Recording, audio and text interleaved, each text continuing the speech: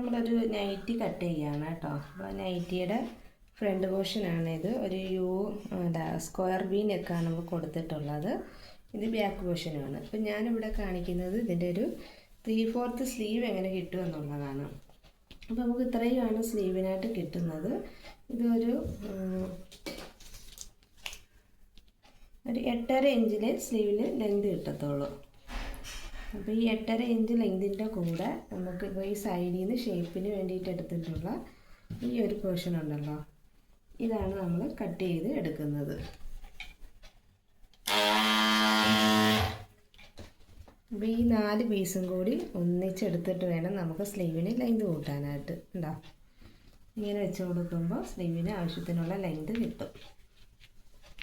ഇപ്പം ഒരു 12 ഇഞ്ചോളം 12.5 ഇഞ്ചോളം ലെങ്ത് കിട്ടുന്നുണ്ട്.